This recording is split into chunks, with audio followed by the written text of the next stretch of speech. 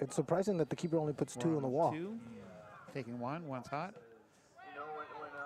Stand by two, taking two.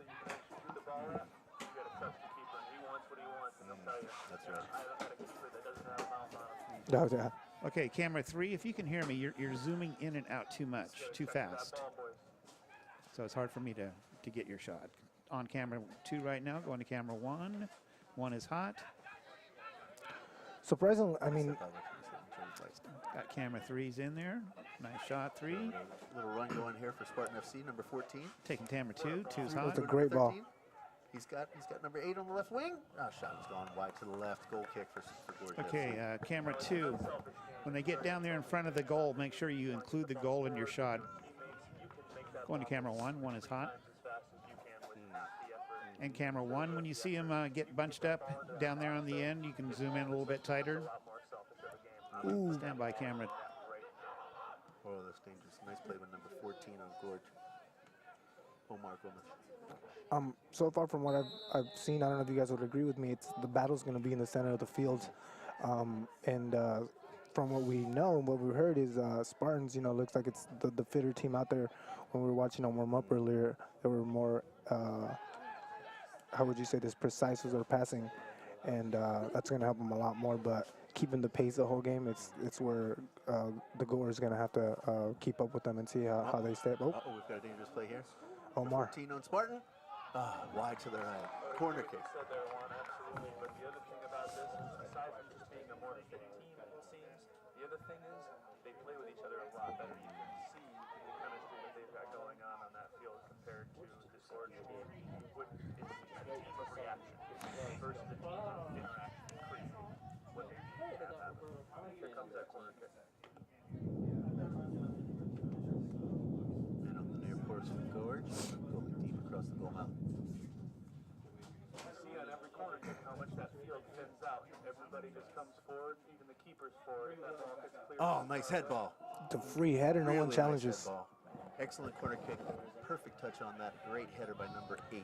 That was very unfortunate. I think that that ball should have been in the back of the goal. Yeah, no one even went up with them on that and challenged them, and it was a free header. Goswin and Williams with the head ball. Boy, that was a beautiful corner kick. You can see the rotation, the backspin on that ball just floating across the goal mouth.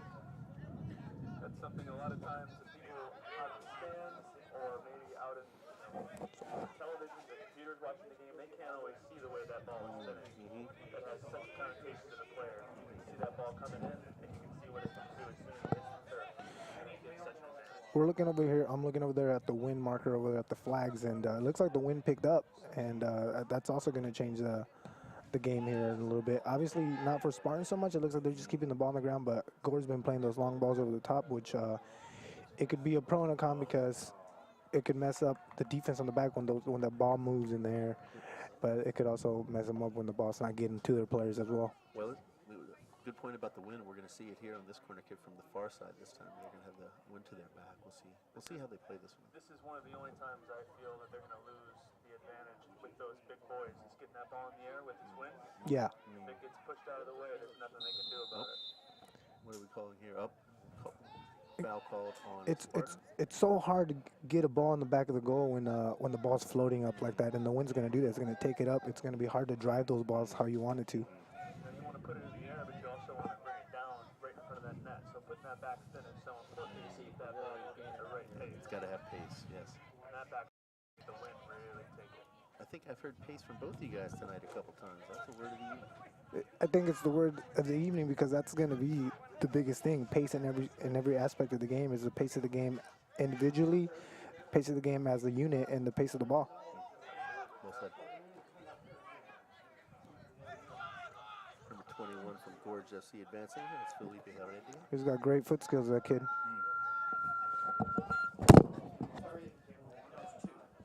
Yeah, it was great to get you so far, but playing without your team, you're still 1 on 11. Throw in number 20 for Spartans. Jordan Sell. Tim, like you were saying earlier, like about how they're moving the ball, and I think it's the big thing, as you were mentioning, about the trust. It's like they know, they respect their roles, they know what each player is capable of doing, and it says, I'm going to give you the ball in a small space, and I'm going to trust you with it. I know you know what to do with it. Every single player knows when you play long enough with they're capable or not capable of doing. And you need to absolutely give that person what they need. Right. Well said, well said. Know your staff, correct? I like what you said about trust. Trust is time and action. Well played by number 19 for Gorge FC. Has a good switch of the ball there. Taken back again by the defense, competent defense of Spartans. Boy, they sure seem poisoned in the backfield, don't they? That's that speed that they were looking for. That's the pace of the game they want. So as soon as they reset and change it back up to what they want, putting the other team back on their heels, trying to get to their positions, but you're already on the move by the time they're ready. Gorge seems to prefer to strike vertically, where I'm seeing much more of a horizontal movement diagonal with the Spartan attack. Tough to go through a wall. Yeah, it's very, very tough to go through a wall. But as you saw in this last play, you had 6 people attacking. And one of the things that I was noticing is that as soon as they attack, they also come back as a unit. No one sits back and watches the play develop on the counterattack. They all chase back and make sure nothing happens out of it. You got to keep moving with your team. I agree 100% with that. This team is really a team. They're playing together.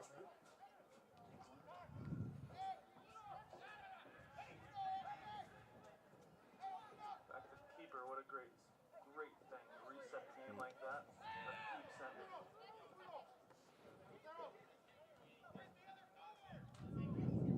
can hear the keeper from the Spartans team over here, from the other side of the field. He is calling out the shots. He's absolutely ordering the men around the field. If there's a commander on the battlefield, it would be the keeper. It's important to listen to him. It's important to have a keeper like that can see the field and uses his voice to communicate with his defense. It's key, I think. We got an offsides call here, fellas? We got offsides, or who do we got? Yeah, we got an offsides here on number 21. Oh, he was behind the last defender in front of the goalie. It's our first offsides of the evening. He's really got an eye for the ball, you know. As soon as he wants to put that thing in the net, he's got his eyes up looking for what he can do. He was trying to come in just a little too low, and got caught with it. Vertical play from the back. Go Christian going in that ball up in the air again. His captain, standing solid for his back line. Advance to the left winger. We've got Desir on the left wing this time. Hey. Pushing forward on the attack. Dangerous play. That's 2 great defensive plays on that wing over there on number 2 for the Gorge. He's really a pivotal player right now. He's keeping that one striker absolutely busy, and he can't do anything to free himself up. I think you said exactly what you said. Two steps on that defending. It was one. The ball went over his head. The ball went over his head, and he got his body around him, knowing he wasn't fast enough. He just shielded out of bounds. Shot from outside. Oh, in the net. Low and into the lower right-hand corner. I didn't think that thing had a chance. My goodness. That keeper has so many different options of what could happen with that ball. It's tough to tell. Is he going to shoot it right now? Should I be ready on my, on my spring, or am I going to be moving laterally? What am I going to do to keep in line? Was that number 17? Number 17? Yeah, it was Christian. That was the captain. That was Titi. Yeah. What you were saying before about the ball and the way it has a skip on the first bounce. We just saw that there. Exactly. I don't know if we can see it on the replay again on that shot, but it was. I don't know if the wind had to do anything with it or if it skipped before it went in there. I mean,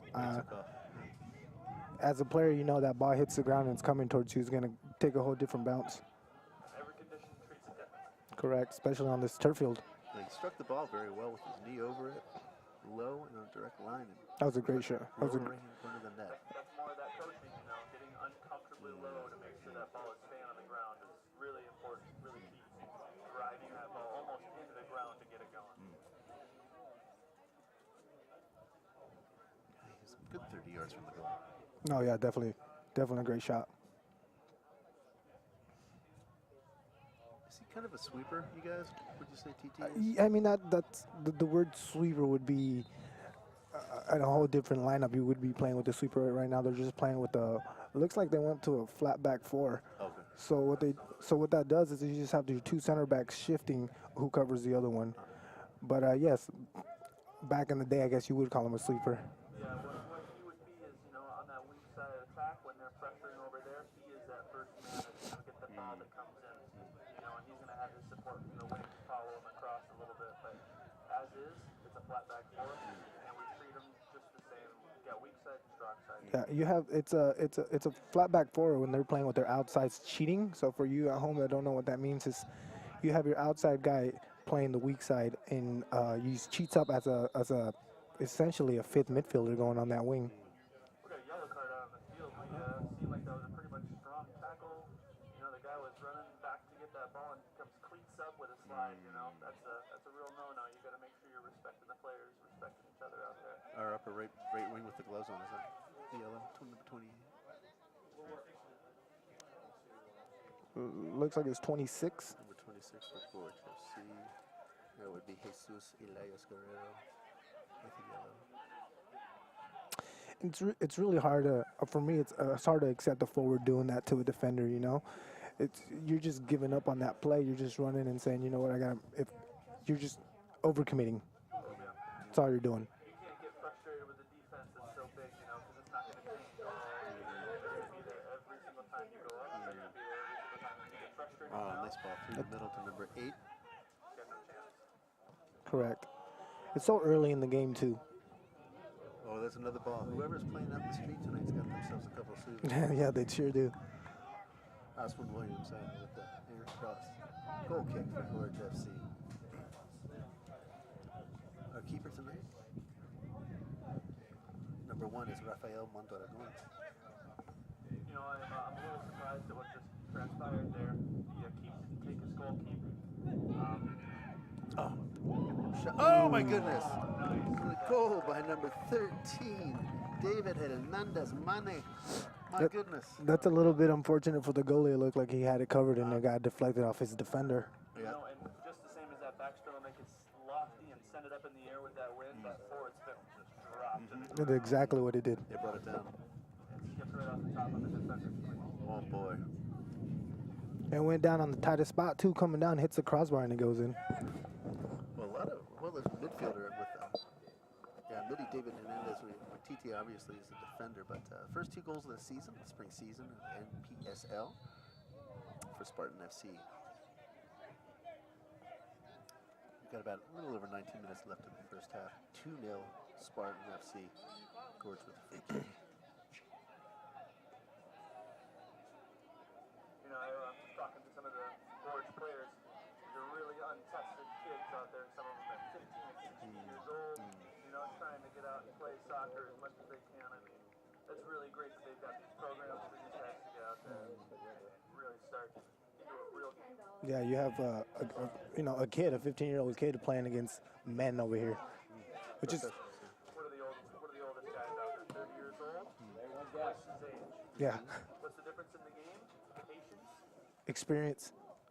You know, how much would you put on experience when you've got those young legs underneath you? You know, like I said, you kick the ball, it goes 3 times as fast. That's that experience. Maybe I'm not going to take that 30 steps. Maybe I'm just going to Exactly. give right back. And then you have that 15-year-old that's going to chase it down. Yep. Young ones can make it happen because they're going to hustle all. I think Spartan has it right. They got as you work forward, it gets younger, right? You have your experience in the back, and as you get forward, you have them get younger. If we have Omar running on the left side, you got Christian coming down the middle.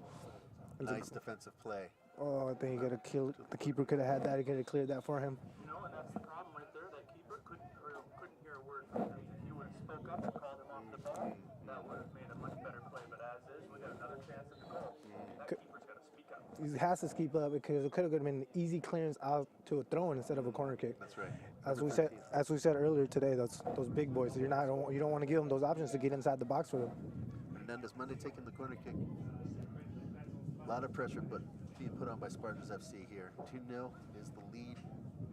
17-16 left in the first half. It looks like we've got a little bit of a limp going on with Gorge for the Gorge team. He's kind of walking around. He's got something going on with either his leg, his heel. He's got an injury going on. He's trying to talk to his coach right now to get off that field. Oh yeah, he looks like he's getting some type of assistance there that normally you have to get off the field to do that. And you know, I hate to say it like this. I hate to breathe life into a situation, but that's a bad on the coaching. That's a bad on the team. You got to make sure you take one of those timeouts. I understand.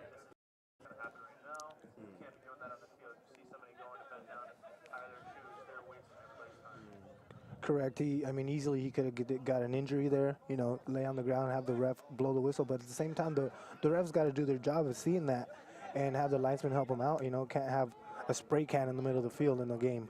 You guys, there's another vertical push from Gorge FC, not having the patience to wait for their teammates to get up to speed. They're a big fan of the send it and run after.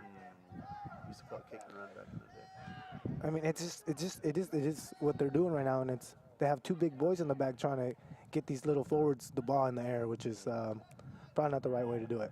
It's almost insulting to some of these bigger players, you know, the fact that they're going to keep sending that ball up and they're going to keep bringing it right down. You know, there's no chance.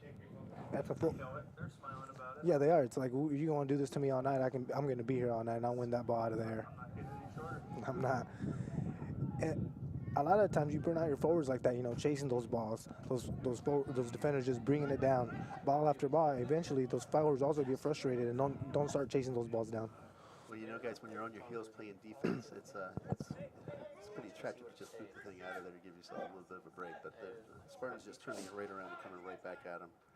In that situation, very applicable. You're absolutely right. But to get the ball forward from the mid, you got to take more time. Look at these little wall passes. It's just getting split. These defenders are just chasing. That was some beautiful 1-2 passing right there. Beautiful give and goes by Spartan. I couldn't agree more. I just love to see them be able to spread the field a little bit more and utilize a more horizontal passing attack than the vertical game so much. Oh, and that's just an easy giveaway there. Long shot taken by Spartan, number 14. Omar Gomez off wide. We've got a goal kick for Gorge with 14:30 left in the first half. You know, with as many shots as Spartans have gotten on goal, I can understand the frustration trying to get that ball out of the backfield. It's trying to get it into scoring opportunity for this Gorge team. They're having no luck getting shots on. Omar Gomez looked like he got pushed up in front. It looked like he started off as a midfielder. There we go. That's what it is. It's a 4-3-3, and Omar is just that target forward, which is a little bit weird. Normally you want your target forward to be a little bit thicker, stronger on the ball, but with the ball skills Omar has, I think he covers that. Free kick here for Gorge. Here we are once again that, untrained team tactic he's trying to issue out there on the field. I mean, if I was a coach, I'd be out there yelling at him for doing that. It just goes to show you what discipline will do. Time with your team makes all the difference. Yeah, and obviously I think FC Gore is going into a transition. There used to be FC Samba, if I'm correct, and they're going to another transition here, getting to, I believe, new management. And so that could be part of it, new coaching staff, new management. Probably got rushed into what they're doing now in the league, and they're not very organized, and it's showing. Yeah, it's tough to trust your players, when you don't know your players all that well, but like for all the players, it's tough to trust your coach, because he's brand new for you too. You haven't been with him before, he's new tactics, new ideas, the way that he speaks, the way that he tries to get messages across, it can really ruin the game for a lot of players, is how the coaching is. Well, luckily they're in one direction now. They've worked out their transitional things. Roger Sherrill is now the owner and the GM of the Gorge FC club. They coach Felipe Raya. Correct. They're working together now with this young group of kids. We've got athletes as young as 15 and 16 out here on the Gorge side. More power to them for showing up and playing the game tonight. They're certainly giving it all their effort. It's early, and I'm sure they've got a lot of room for improvement here. Yeah. Nothing but time. They still got the whole second half. They still got 12 minutes in this first half. Hopefully they can put one away and level things a little bit more. Fortunate to be down by 2 at this point with all the chances Spartans had so far.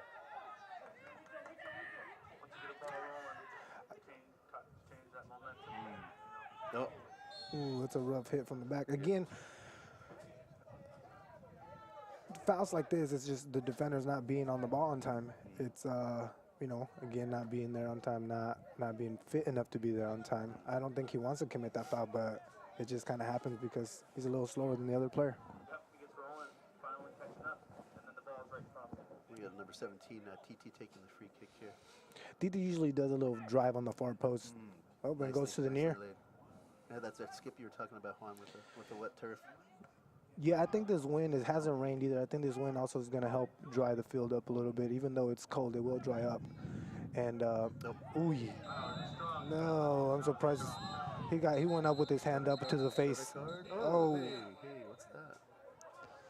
What here we go, happened here we there? go. What happened there? That's a little bit of inexperience there, you know? No, we've got some frustration coming out here. Got some frustrations coming out. Uncharacteristic. So far, it's been a clean game. Well played, fierce and friendly. We're starting to see a little chippiness going on here, I think. Well, you know, 24 gets a little dink, and I think he does a little bit of a flop and sells it to the ref, and 21 from the Gorge doesn't like it, so he walks up to him, and then he flops it again. Yep.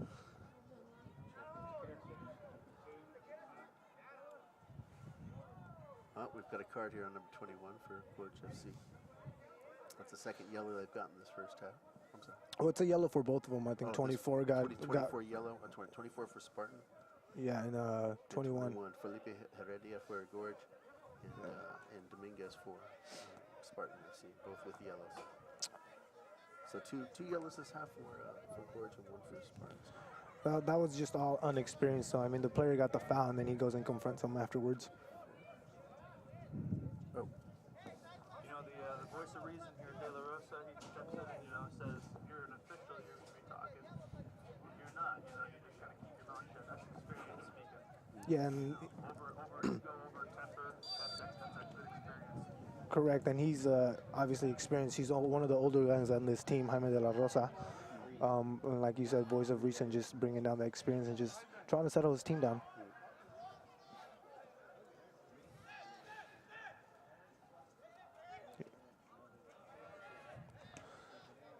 Ball kept on the offensive side of the field by Gorge FC. Number 21. Nifty move taken away by 24. Good challenge by Gorge there. Ball taken back by number 22, Jordan. Settle it. Still kind of wily from that hit. You can see it in his step. He's still got a little bit of that aggression left in him. He's not going to let that roll off his shoulders too easily. No, I wouldn't be surprised to get another hit here anytime soon if they get caught in the same situation again. As the ref, it's so tough to kind of like plan out how the tempers are going to flare and say, this is when I need to crack down. Oh, wow. That's good work by Omar on the ball. Never gave up on that play. Looked like he was going to lose it and then traced it down. There they go. This is going to be, oh, there goes that elbow again. The ref did not see it. Oh. I have a feeling we're not done, fellas. Here we go.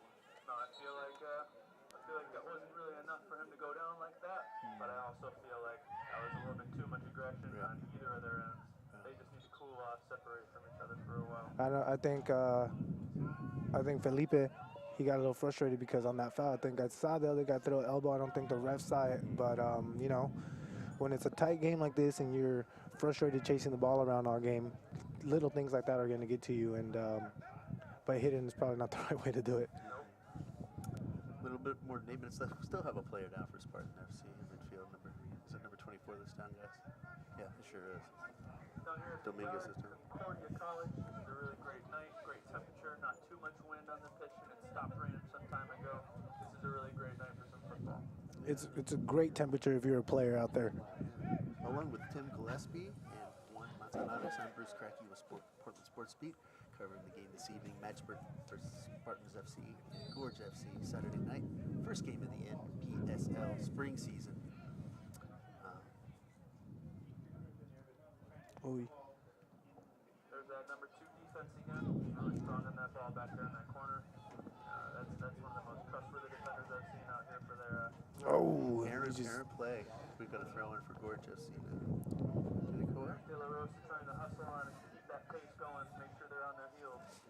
That's that experience. When he needs to run, he knows it. You see the Gorge, there's no one really in the center midfield holding. The two midfielders there leave their position, and on a breakaway, that's really going to hurt them. Looks like we've got a corner here for Gorge FC. We've got a chance to score here with about 7 minutes remaining in the first half. 2-0, Spartan FC, Gorge FC with a corner kick here, an opportunity to score, get on the board, make it a 1-goal game. Guys, they're lucky to be within one. Oh, well taken by the keeper. Didn't see too many people challenging for that ball from the Gorge side. I think the only 2 chances they've had has been these 2 corner kicks. Anything else, the keeper hasn't seen the ball besides his own players passing it back to him. We've got Great challenge from the defense, but too strong in that corner. Too strong is pasty too. good little footwork, and here comes across. Uh-oh, dangerous play. We got a corner kick here for Spartan. Guys, I think we got a size differential in the back. How tall are these guys? 17. Oh, Definitely have a size differential. Yeah. well, The defense for the Gorge, you know, there are a lot of shorter, stronger, low to the ground type guys. But then you look back here over the Spartan defense, and they look like Spartans. Yeah, they certainly do. Big boys. yeah, those two center backs are pretty big. They're probably like a foot taller than those forwards. What do you guys think, guys? I wonder if they. Oh, nice great taken shot. by 21. And that was a great Yeah. save by Mondragon. Good turn, good pace, good velocity. You know, I'm wondering if they want to try something a little bit different instead of going in the air with those so much. Sometimes it's tough to see any other option. Indeed. Got the ball. Pressure. Number 2 on the wing for Gorge FC, advancing the ball to the midfielder, number 29, back to 2 on the right sideline. Oh, okay, challenge. They've got a throw in here for Gorge. A little over 5 minutes left in the first half. Oh, Oh, That's unfortunate. and that's another foul by that number 24 who already has a yellow. he does have So a yellow card. he's got to be careful with those little small fouls because eventually they will catch up to you.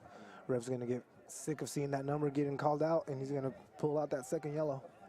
Then the coach is going to be on you about that. Yeah. You know, all of a sudden you're a man down, they can change the dynamic of the game completely. Absolutely. And there's definitely no need to be creating those fouls as well. You're up 2-0. You're controlling the game 100%. So those little fouls really drive the coach crazy. Really great ball. But that was Terrific ball by number 21, Christian Dixier. 14 right, chasing it down there. Cleared by Gorge FC. Now, I do believe number 21, Christian, was playing for the U23 Timbers Reserve team. correct. So, you know, certain age, you kind of want to drop out of there and have a little more time. Maybe that's what he was looking for. Came out here, and it looks like he's fitting in quite well with this team. It's great that they have an opportunity to play at such a high level of soccer and devote some of their other time they'd be spending if they were with the top tier professional teams here. This is tier 4 in the NPSL. Oh, we're gonna go. Oh, they called the offsides first before the foul, but there was a foul that the ref initially called, but didn't see the offsides at first. Yeah, they're refing the lines, and they got to keep their communication lines open. They got to understand what each other are doing as well. Players, same thing as the trust there. The coaches, everybody on the field has to have some understanding of what their role is. Those linesmen and those refs, they got to work just as hard together as the rest of the game. Like you said, it's very important. There's, especially right there, it could have been devastating for Gore getting that third goal. I mean, everyone was really pushed up thinking it was going to be a free kick in their way. And then when he sees the offside call, if Spartans would have played that ball a little quicker, would have had no defenders on the back, would have gotten a quick breakaway there. And those are the type of calls that make a team frustrated, especially when you're down 2-0 and getting not very many touches on the balls like that. A ref throwing the game off like that and slowing it down for you, it does not help at all. No. Once you get moving, you know, it's like you want to keep it going. You got something in your head, the rest of the team's starting to jive, and all of a sudden it gets stopped. And that's all your momentum. Change direction. Not helpful for anybody.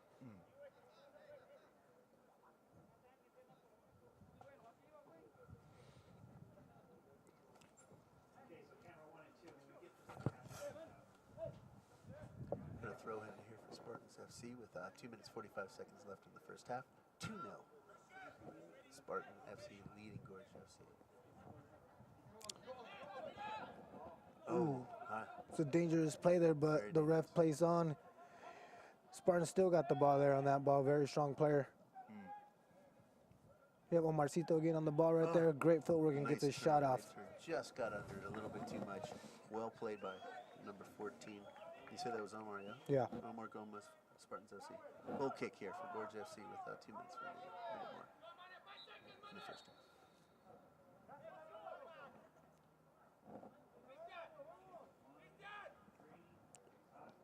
There's your captain again, demanding what he wants his players to do in front of him, come back and cover. Even though they're up 2-0 and controlling the game, you see that they're very disciplined, and they don't give up those free spaces. Every battle. You play every battle like it's a 0-0 game, like you're losing, and you will come out with the best results you possibly can. Exactly. You don't want to let any of those mental breakdowns in there, you know? Miscommunications puts a goal in there and gives the team confidence. It changes the game. Speaking of those mental breakdowns, it looks like number 24 has had that time to calm down, cool down. It looks like a really important aspect. If you keep being angry the entire game, it's never going to work out for you. No, that was a great tackle there. Strong, solid. Nothing but ball. Got a throw in here for Gorge FC. A little bit more than a minute remaining in the first half. Nicely headed. You know, almost every single ball in question in the air has been brought down by the Spartans. And it's because they challenge every ball. Nice ball here. Just here out to the middle. Nope, One minute across. remaining in the first There's going to be half. a lot of ego in there in sports, you know, and it seems that this team in particular is, you know, lack of ego. And when they lose that ball, you can see it. They're just Here goes Christian. Here goes Christian, the center back. Titi making that run. He didn't get it, but he's still up there. He's a driving defender. That's a really strange position, you know. You don't always see that, somebody from the backfield that makes that all the way run, you know. He comes all the way up to try to help control that center. He's a transformed defender. He's actually a natural center midfielder. He played a little bit of pro in Mexico, and you know, just they need him with his experience in the back and his ball skills. Obviously, being a a center midfielder with that experience in the back really helps. You know, but they also 10, recognize 9, how big that 8, guy is and how good. 7, Just there, 6, looking at the game, he 5, saw that that ball was coming to him. 3, He made that right 2, step. 1. That's all that experience we're talking about.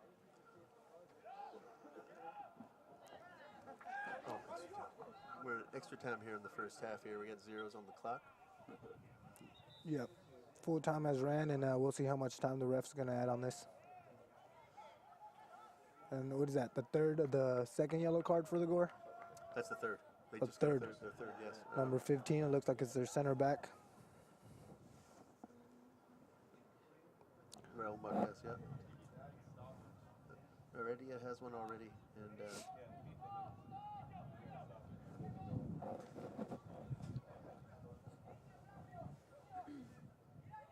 Oh, look at this free guy on the backside. Oh, there you go. He's got picked up.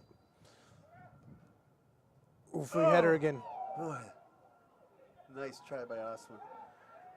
That was two definitely defensive breakdowns. One by the center defender and one by the outside defender not tracking that ball on the outside. The keeper had to come out and try to cover and got beat to the ball, which got lucky. It could have been another goal in there. I think Osman Williams was surprised that he was so wide open with that, guys.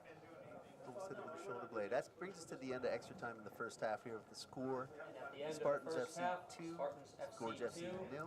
Gorge FC 0.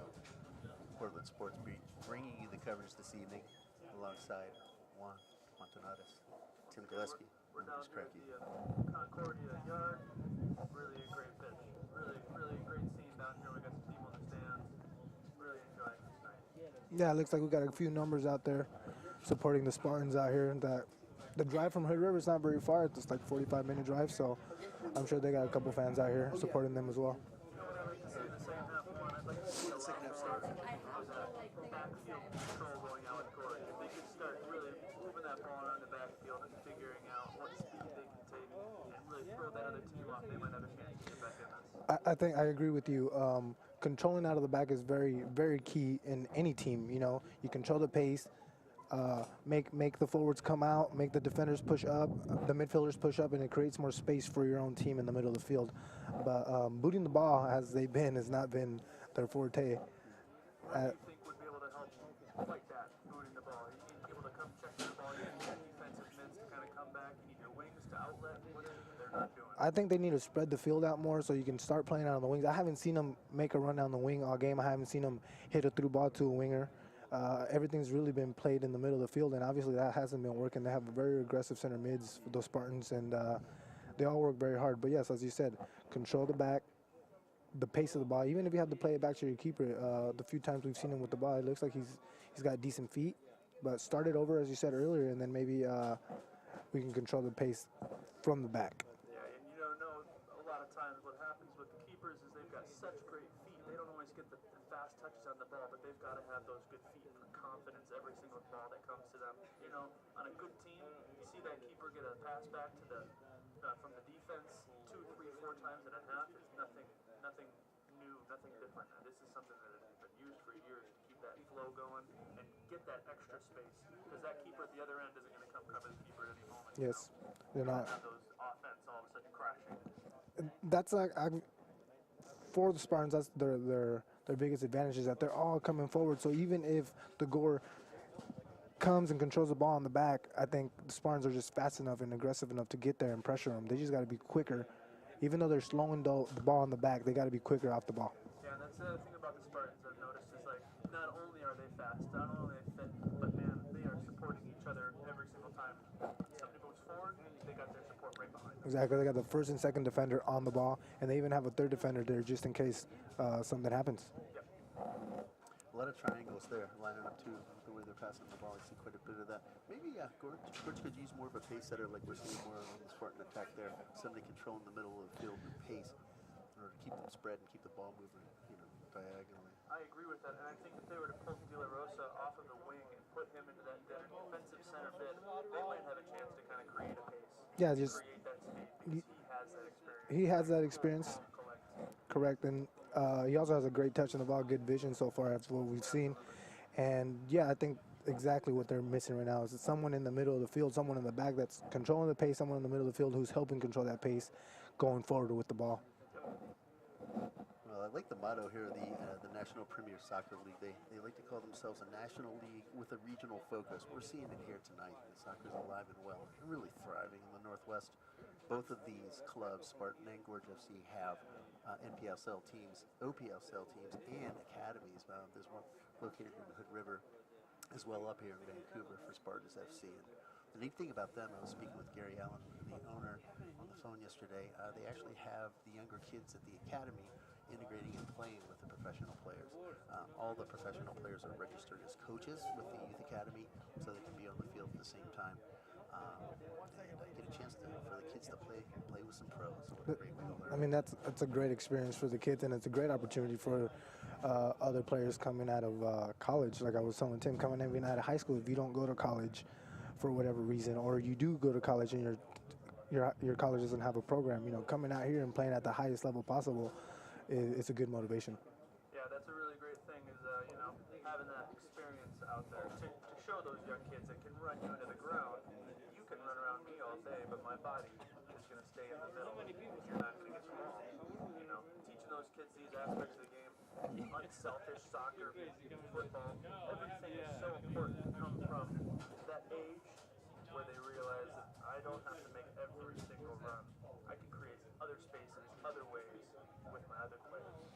No, it's a big soccer community here in Portland. In general, here in Oregon, it's grown here in the last 10 years. I mean, all these opportunities weren't here 10 years ago, and this developing the NPSL here in Portland is a great opportunity for every level. Well, both these clubs, let's see, Spartan's just been around since February of 2013, and their very first year in the OPSL, they won the tournament championship. Weren't you playing in that game, one? Yeah, we played them, and they ran us to the ground 4-0, and it was a great game, but a little bit unfortunate on that one. Was Coach Victor with them last year as well? Coach Victor was with them. They actually went and played the regional, and they were playing for the U.S. Open Cup, and I believe they lost 2-1 in the last 2 minutes of the game. Impressive. Gorge FC started just this past summer, so they're less than a year into their existence there, and up and coming. Really doing wonderful things for the soccer community out there. It's growing leaps and bounds. That being said, they're not doing so bad with this team right now. They've been organized for a little bit longer. They've got a little bit more time on the ball with each other. And these guys are keeping an okay pace, really running as fast as they can, as hard as they can. And I'm pretty sure they're going to get a little bit more insight from their coaches and maybe come out kicking in the next half. If anything, just trying to hold and maybe have a breakaway, because right now they're not really pushing on breakaway. They're trying to build, but at the same time they just want to maybe hold their defense, make them cheat a little bit more, maybe catch them on a counterattack. Yep. The only thing you can do as a defender or while you're defending is try to keep with one of those players, keep your zone, and if you create that space, if you pull him away from his support, if you create that width of the field, it's tough not to have good lanes. It's tough not to find those through balls. Exactly. Well, I applaud these guys for their effort. They're younger, they're less experienced, they haven't been around as long. Think about the scoreboard. It has a lot to do with the quality of your competition here. Obviously, Spartan's been around for a lot longer. They've got more experience. They're older. But but you can control how hard you try. I'm seeing a lot of effort on the side of the Gorge kids, and I think they have a lot to be proud of, and I hope they come out charging in the second half. I think they have a lot of heart, and one big advantage I think that the Spartans also have, it's just the city of Portland, Vancouver area. You have a lot more selection to pick from. Vancouver, Hood River, I mean, I don't know how big that town is, but I don't think it's very big, but it's just, it's a small community which they love soccer, and they built this team up, and to come and compete to a big city compared to their city, it's amazing. I mean, like you said, 2-0 is it's great. That's the thing about the Gorge is it's a vacation town. It fluctuates 2 times the population in the summertime than it has in the winter. You know, with that being said, you have these guys around all the time. You have that practice time that they probably got in this winter. You know, through the cold, through that snowstorm that we dealt with all around here. You know, they're looking up. I mean, just so you see the bench. I think they have like 8 guys sitting on the bench, and then you see the Gorge has like 4 or 5 on the bench. Aside from that, you have 2 other teams that the Spartans can pick from.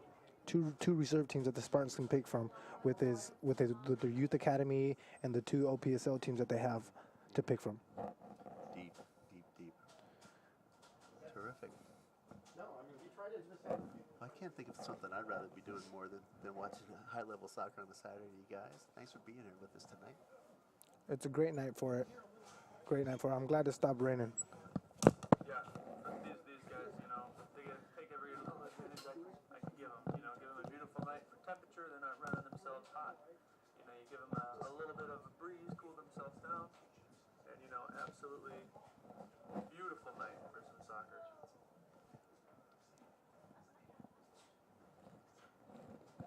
So joining us now, we have another wonderful insight from a great soccer player here in town. And Samantha has been watching the sidelines for us and, you know, really give us some information. Samantha, how are you today? I'm doing well. I talked to Gary Allen, the coach for the Spartans, before the game, and he said that their team is committed to discipline, which I really feel like we've seen out there from them tonight. They have scored 2 goals in the first half, very good goals. I feel like they're going to keep doing well and come out with a win tonight, but we'll see. No, absolutely. Those goals were really great goals. As you said, the one that was scored from outside the 18 over on the left side of the field, you know, he just fired it right in there. He saw a great opportunity for that lane. The second one skipped off the top of that player's shoe. That can be pretty frustrating. You're a defender. Yes, that is very frustrating as a defender, having the ball deflect off your shoe into the goal. It's not good to do. How do you shake that off and keep running, keep moving, and not, you know, get yourself down, get yourself in your own head is such a problem, I feel like, for defenders, because you just have the game to watch and then it's coming in again and you're like, oh, they're coming in to take me down. Yeah, it really is a mental game out there, especially for a defender, because you're controlling most of what goes on with your mouth, and you have to kind of play with everyone and make sure that everyone's doing kind of as you're saying, but also playing on their own. No, that's exactly what you were saying. You win the ball, so you're excited about that, and then you play it to a player to make another play, and all of a sudden you're on defense again because they give it up so easily. That's the great thing about defense. You always know somebody's going to bring you the ball. That's right. I feel like the Spartans here tonight are doing a very good job in defense. They haven't really allowed the ball past half, which I can say a lot about a team. They are very strong, and like Coach Gary said, that they're very committed and they show up to every practice and ready to play as a team together, and I feel like we're definitely seeing that from them tonight. They look very committed. They look very disciplined. I mean, everyone does their role. We were talking about it earlier, Tim. Everyone trusts everybody. Everyone knows what their limitations are to what one player can do. And not only that, but they know how the other players are, and they're saying, you know, I'm going to keep that offsides line as close to the half as I can. I'm going to be right on that half. I'm not going to let somebody behind me. And in that, they have the confidence to be able to get back, get that ball if it does go over their shoulder, and they haven't lost a single time on those. Definitely. Their offset drop is doing very well tonight. They're holding their line high, and they're doing a good job winning balls out of the air, so it's good to see. No one's getting lazy on defense, I'll tell you that right now. Even if the ball gets lost in their own, in the top half, attacking half, they're still back on the ball. The first forward becomes the first defender. Yeah, no. Checking back to make sure your defense is set. That's a good team play. That's a really important thing. The aspect of an defender that doesn't do that is just leaving your team out to dry, you know? Everybody has multiple roles on a team. You can't just be a goal scorer. You have to be running that line and supporting. So if that guy that is trying to run your midfielder to the backfield, if he's trying to turn it back around, all of a sudden there's another striker right there defending against that turnaround. That's another option cut off. That's the thing. You got to cut off all the options. And they do it very quickly and very well. Yep. Couldn't agree more.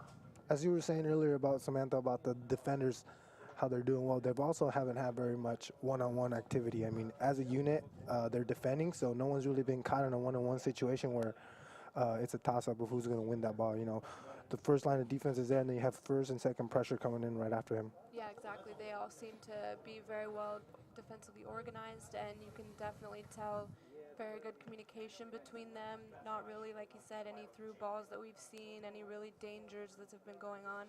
Mostly just controlling the possession and keeping the game good, steady flow. I mean, it's tough though. Test, in this test, kind of test. game for one of those defenders to get all comfortable. You know, I've been sitting here. They might be getting a little chilly out there waiting for the ball. But those offense, you know, they're just waiting for their opportunity. At any moment, you can just caught with your heels stuck in the ground. You saw that on one of the runs that Titi made from the back. He went up and he got stuck up front. Luckily, they kept the ball, and then he still tried to stay up front and try to create a scoring opportunity. But yeah, one of those. I mean, as a defender, you know that you're in the center back. You got to hold that position, because if you get caught on a breakaway, you're in trouble. Exactly. On that same note, though, you saw that there was a midfielder that could have been in that same position that Titi was in there. Instead, he hung back. He said, you know what? If there's a last line of defense, I'm going to be a part of it. I'm going to make sure that I support my defense when he makes that run. Again, being very organized and recognizing that, seeing that as the midfielder, being my center back just left, he's up there. I'm just going to hold for his position until he gets back. Yep, that's just good mental awareness about the game right there, being able to notice everything around you. It's about taking a look over your shoulder every once in a while, communicating and making sure that everybody's on the same page. Great coaching, obviously. You know, the coaching staff, something they as a coach, you know, you tell your teammates you got to cover each other. So if your center midfielder sees that your defenders you got to get back out there and cover. If a forward sees that one of the midfielders is stuck somewhere, he comes back and holds for him. So I mean, there's everyone out there is out there for each other, and everyone's got everyone's back out there. Exactly. So here comes the team back out. Looks like we're about to get the second half started. What do you think? You think the Gorge will make any defensive moves here, or how would you line it up? With the Gorge, I would say that I would probably hold back a little bit more in the midfield and try and control the ball in there. I feel like the Spartans have most of the control of the ball in the midfield and are controlling balls out of the air, so I feel like if they rounded up the people in the middle and kind of got a more defensive side, they might be able to utilize the width a little bit more and hopefully spread the game out a little bit, because it looks like it's being mostly controlled by the Spartans. So the utilization of the width and definitely just ball movement, passing quicker would definitely help. Yeah, we were talking about that with Tim. Like early in the game, you saw the Gore and the Spartans. They were holding up well. It was a big battle in the center of the field. But then as the game went on, the pace kind of kept going with the Spartans, and the Gorge couldn't keep up with it. You know, it was just, again, just being fit, being organized, practicing 5 times a week makes a big difference. Also directly connected to keeping that spread of the field. You know, if you can't move, you got all your players and all their players in the same spot, it's really hard to get that ball really moving in any particular direction. It's whatever you can make happen at that point.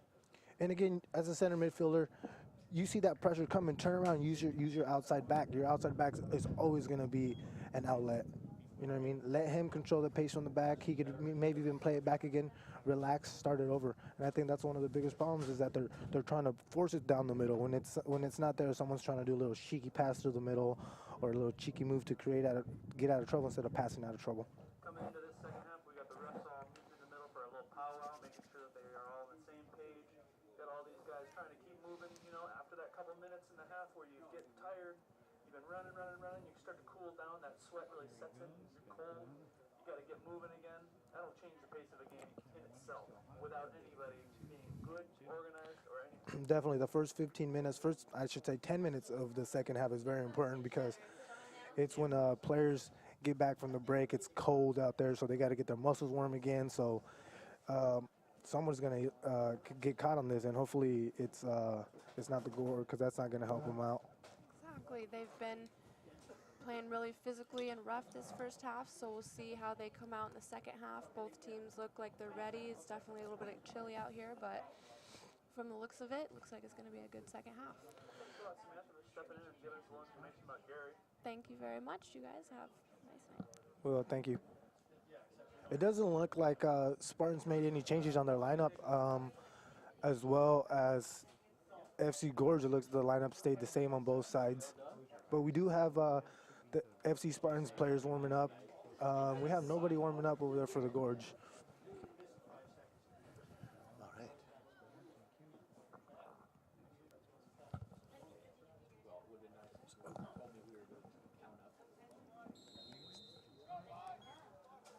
Here we go in the second half. We got a Spartan kickoff straight into the backfield, really creating that space we've been talking about. Let's see if we can put these guys off and really frustrate them because they can't get that ball. I'd like to thank our sponsors this evening, Columbia Gorge Community College, Physical Therapy and Sports Medicine out there in the Gorge as well. The Dallas Area Chamber of Commerce, ColumbiaGorge.com, Herbalife 24-hour nutrition for the 24-hour athlete. Oh, here we go. Spartans playing the ball real quick on that foul. And we got Christian on the ball. Look at that pace. Yeah. We were talking about this, Tim, earlier. He's not very quick, but he's got that pace and a long stride that can get around you if you let him. Yeah, playing with him previously has been a joy because you can see the difference in one person's sporadic, quick, dynamite step versus his step that is sure, strong, he's ready to move, and when he does move, it's with a purpose. See these gaps on the defensive side with the Gorge. I mean, they're pushing up, but they don't push up as a unit. You have either your forwards just pushing up and the second midfielders aren't coming in to support. So it creates a gap where if you get it past those forwards or those midfielders, you got 10 yards each way to run. Comes a shot by Christian, a little short, a little wide. If you don't shoot to score, you know, you got to put him on the net, even if it's just to keep that goalie guessing, even if it's just to make sure he's awake. You got to make sure that you're putting those balls towards the net. I'm sure that had something to do with the coaching, you know. Victor yelling out there, letting them know that every chance they get, they should try to keep it on target. What a beautiful trap there. Trap pass, one-time touch from number 24, Eduardo Dominguez. I feel that's the most important touch, is that first touch. If you can't put it in the right spot, set yourself up for success, then you're not going to be able to do anything with it after. Ooh, he gets a little late hit there and gets a call. We had inadvertent handball as well, but we've got a direct kick. Is it a free kick? It's a free kick, about 25 yards out, and I think it's the first free kick for the Gorge, and we'll see what they can do with it. This is a really dangerous spot for them. A great opportunity for them to get back in it here. It looks like we have Jaime de la Rosa on the ball. See what he can do. Well, this is close enough definitely to strike it to the net or pop it over the back of the line there to see if they can't get it. Definitely. He's looking very confident on that, like he's going to take a direct hit. Keeper has 4 on the wall. Let's see what happens, though. He's got 2 guys offset waiting for it. Nicely placed goal by De La Rosa, lower left-hand corner. That's the guy we've been talking about. That's the guy with the experience on that team. That's the guy to watch out for. He probably isn't the fastest, but I bet his patience will win out most kind of challenges. I'm going to blame the keeper on that a little bit. He looked like he cheated to his left. He didn't expect that. So when he took that extra step to the left, it caught him, and he paid for it. Yeah, it looked like he almost put the ball on the left panel, guys. He really struck that well, and he pulled it as far to the left-hand side as he It's a possibly could. great shout. I mean, you saw his confidence. He knew he was going to take that, and it was going to be into go. No one was going to take that opportunity from him. You know, and there's that 10 minutes that we were talking about to keep things getting warmed up when we come back out after that halftime talk. Yeah, I'm just saying, I wish That goalie might be a little cold. That goalie might not have been ready to be moving like that right off the bat.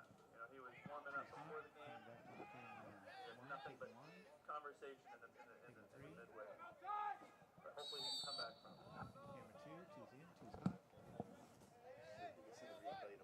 Oh, I mean, I like that, though. That's going to make the game a little bit more interesting. A 2-1 game with essentially the whole second half to go. Yeah.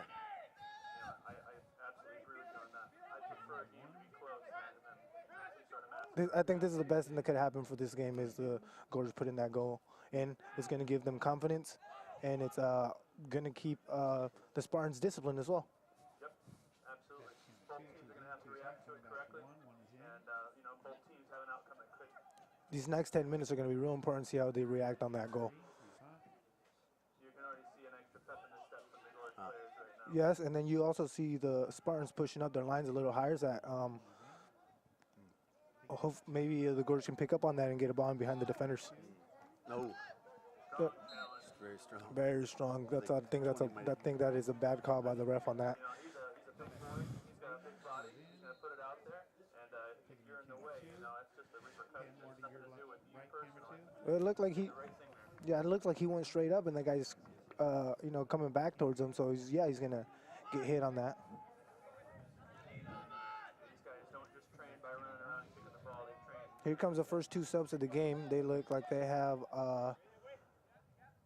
Paco. What number is that? Number 7, Paco. Mercedes Thomas. Yes. We were talking to him early in the game. It looks like he's from Brazil. Great little guy, dude. Really interesting story. He's got a doctor come up here from Brazil at 14 years old. He went up to Diamond, Alaska. That's quite a culture shock. I can't imagine what that would have been like. Yeah, going from Brazil to Alaska, it's a complete 180. I mean, you go from one end of the world to the other, talking about There he is, Paco driving the ball with the left footer. going from extreme hot conditions to really cold conditions. It must have been pretty tough for him to be able to Adapt. adapt to that temperature. So we had Domingos go out and Thomas come in. We also, who else came in, guys? So we were talking to him earlier, and he also said that he got picked up by a semi-pro team, the division right underneath the MLS. So The NASL then, huh? yes, he got picked up from one of the teams that are from California.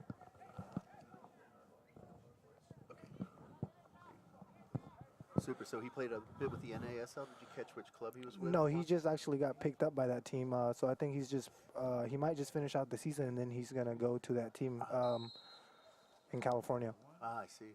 Okay. And it looks like they're going straight to him, right? Look at his free kicks, looking straight for Paco. Oh, tough challenge there. Number 25 goes down hard in the heap. Oh, Yeah, it went right over his shoulder and landed straight on his back. This could be dangerous. 2-5 still down for Spartan FC. He looks One of real, their tenured defenders, Cameron Lafleur. he's a big boy. Not too often we see a French surname here in this particular league, but number 25 defender, Cameron Lafleur. Looks like he's okay, guys. He's staying in. Oh, he's a big boy. He can handle it. Stretching it out. So we got this outside here. Looks like it might be a little bit of a mismatch. You got Paco going with the outside defender. It looks like a one-on-one battle. That's exactly who to look for. Center back gets it out of the air. Oh, bicycle kick. Bicycle kick clearance. Whatever works, man. Hey, I thought he was going to get flagged for a high kick, but no. All good. No blood, no foul.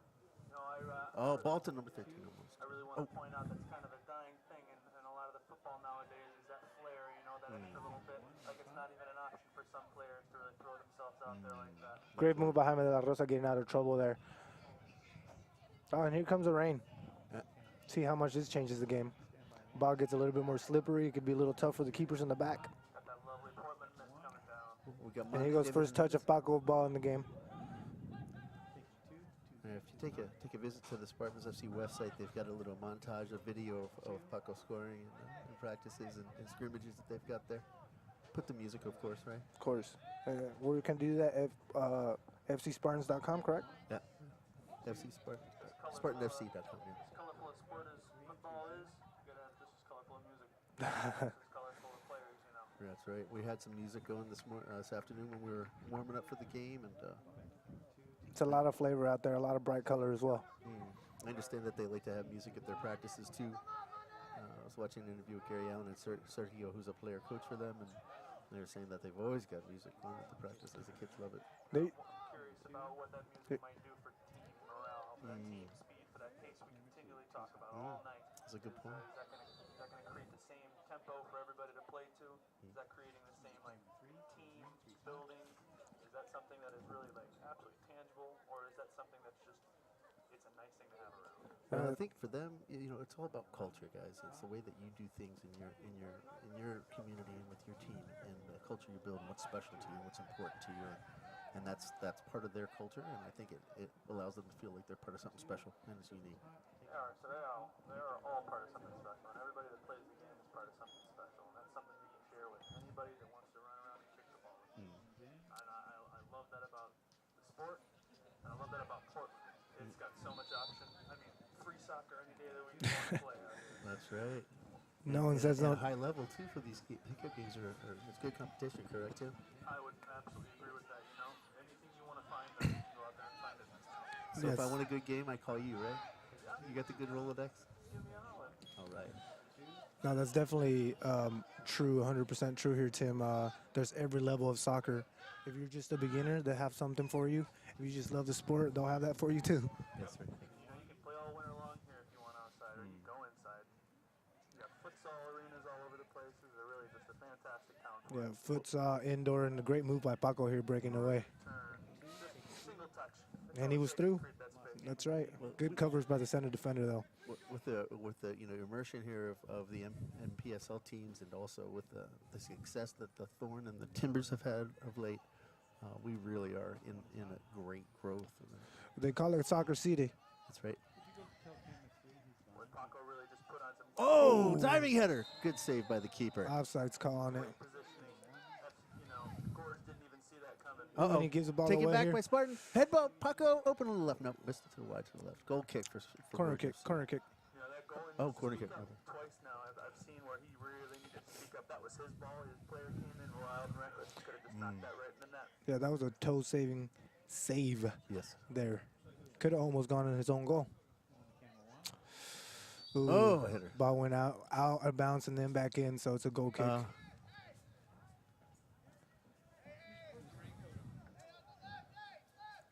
Good action here early in the second half, you guys. Seems like those guys got a nice, refreshing rest, and we're seeing some pretty crisp soccer on both sides. Here we got the ball coming up in the air. You have Huicho in the center, Alfredo, with a lot of time in the ball there. Yes. Good control, good possession. Wide to the right, number 9. It's something that the Gorge is going to have to pick up on. Oh, and Paco gets a freebie in the front. He misses. This looks like our other sub. It's Nino Ayala. I'm not sure. We lost 2-4, and we also lost. It's tough to tell with those benches, guys. Those cavernous benches they've got over there. Everybody's bundled up when they're not in the game. Yeah, you have number 9, Nino Ayala, that came off the bench. Yeah, and also, as a Paco, but we lost. I'm sorry. Dominguez went out. And Two's in, one's in.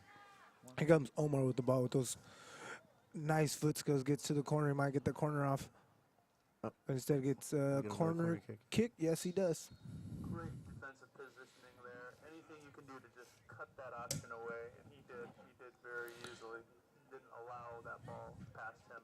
You can either stop the player or you can stop the ball. If you can stop them both, you're really doing your job wonderfully. There's a lot of coaches that say one or the other, but not both. Oh, Header and he goes across to the middle. second. Goal! We have a goal, and we've got a jersey coming off. And he's probably going to get a yellow for that if the refs picks up on it. Number 13 for Spartans FC, Mane with his second of the evening. David Hernandez. That was a good play. They crossed it across, and then guy didn't have an option to just go. He put it back in the middle and had a freebie. You know, those 10 minutes we were talking about, they responded. They're back up 2 goals again. Exactly in 10 minutes they responded. Here's that talk that you're talking about with that ref. That's right. Oh, here comes a yellow for showing out for taking off his shirt, which is a stupid yellow going to drive. I bet you he hears about it after the game and probably at the next practice. Yes, he will. You know, you got to have some fun out there. You got to have some flair, but you got to have some respect. That's right. You played for Coach Victor. Do you think that's kind of thing? Oh, yeah, Coach Victor's not going to like that. Oh, he'll hear it. Hey, we all want everybody to have fun, but respect, I think you nailed it, Tim. And we need to have respect for everybody out there. The opponents, the officials, the fans, ourselves, our teammates. So we had Modragon come off, and it looks like they had a second keeper going there. I'm not sure if it was an injury or it was just giving him a break. It didn't look like he had any injury, though. No, I'm pretty sure that guy's in his head right now, and you know him aside, saying, "Hey, bud, listen, you got to play your game. You're not doing it right now. Sometimes you just got to have that, check. Make sure that you're doing everything you can to be in the right mind space." Right, and a lot of it can be with the morale. You don't want to have 3 goals scored on you. And if the way this game might go, it could be more than 3. And if all those go against one goalie, it could be. Yes, correct. Controlled by Titi at the number That's- 22, Jordan 7. That's one of the biggest things for goalies. Very mental. Very, very. You're out there by yourself, it seems sometimes. Correct. Everybody's out there on their own, doing their own thing. Ooh. But to the goalie, you're Oh, really he out goes. there by Pocket with the pass back to number 12. Offsides on number 9 on the wing. really great passing into the center there, He definitely had a one-track mind on that situation. He would have looked to his outside. He had an option, but that's what he saw was the best choice. And he also had a shot, and I mean they gave him some time to shoot it, but like you said, he was definitely one-minded aware what he was going to do with it.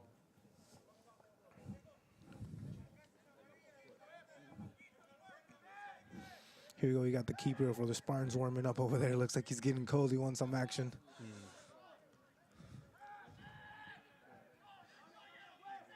Oh, he playing it with that in the back like that, but he did not have anybody moving for him and no options. As a defender myself, I see sometimes these defenders really wanting to get that ball away, and they're so focused on getting that ball away that they forget that they're the last man back, and that their needs aren't important. What they need to be doing is what everybody else. Correct, and again, that's just a simple mental breakdown. Knowing that you're the last man on the ball, you got to know you got to get the ball out. It doesn't have to look pretty. When in doubt, get it out. Yep, I couldn't agree more. And that's why those clearing passes come. That's why those clearaways happen, because there's no other option. Right, here it is. Here's a pacemaker again. Controls the ball, gets the ball again, slows it down, and hits a great through ball to Nino Ayala. Here he goes one-on-one with the goalies. Goal! What patience he had there, not just striking. He saw the goalie coming out, he barely touched it. That's all he needed. That was a nice little 1-2 wall pass here with Alfredo, and he sees the run through, and he gets a great ball in the middle to Nino Ayala, which, like you said, had great patience, and it looked like he had the speed to do it.